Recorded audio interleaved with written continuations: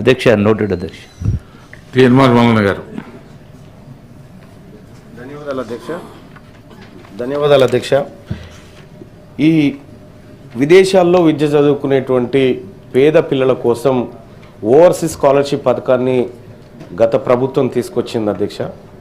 So ఈ ప్రభుత్వం వచ్చిన తర్వాత చాలామంది దరఖాస్తు చేసుకొని అది అక్కడ పెండింగ్ ఉంది అధ్యక్ష. గౌరవ మంత్రి గారికి గతంలోనే 1-2 సార్లు గుర్తు చేయడం జరిగింది అధ్యక్ష. ఇప్పుడు ఈ ఓవర్సీస్ స్కాలర్షిప్లు మీద నమ్మకం పెట్టుకొని ఆల్రెడీ టర్మ్ ఫీజులో లేకపోతే ఆ ఫీజులు కట్టుకొని ఉన్నారు, మిగతా వాళ్ళకి రాలేదు అధ్యక్ష. వాళ్ళ చదువుల మధ్యలో ఆగిపోయే పరిస్థితి వచ్చింది విదేశాల్లో. సో మరి అటువంటి పరిస్థితుల్లో దాన్ని తొందరగా ఆ ఓవర్సీస్ స్కాలర్షిప్లు మంజూరు చేస్తే, ఇప్పటికే పెండింగ్ ఉన్నాయి అధ్యక్ష, ఏడాది నుంచి పెండింగ్ ఉన్నాయి. మరి వీటిని నమ్ముకున్నటువంటి కొంతమంది తల్లిదండ్రులు నా దగ్గరకు వచ్చి కన్నీళ్ళు పెట్టుకున్నారు అధ్యక్ష.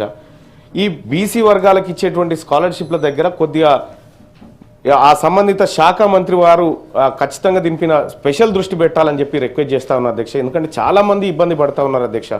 సో అదొకటైతేగా నేను వస్తూ ఉంటే ఒక ఆటో డ్రైవర్ ఇట్లా నమస్తే మల్లన్న అన్నాడు. ఏం సంగతి అంటే 12,000 ఇస్తానన్నా మాకనంటే ఇస్తాం పక్క వచ్చినాక చెప్తా అని చెప్పిన అధ్యక్ష.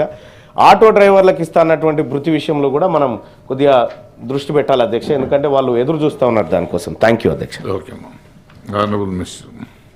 నోట్ చేసుకోవడం జరిగింది అధ్యక్ష. కూర రఘుత్తమరెడ్డి గారు. అధ్యక్ష ధన్యవాదాలు. రాష్ట్ర ప్రభుత్వ పనితీరును అద్దం పట్టేటువంటి వాళ్ళు, కార్యరూపాన్ని తీసుకొచ్చేటువంటి వాళ్ళు రాష్ట్ర ప్రభుత్వ ఉద్యోగులు, ఉపాధ్యాయులు.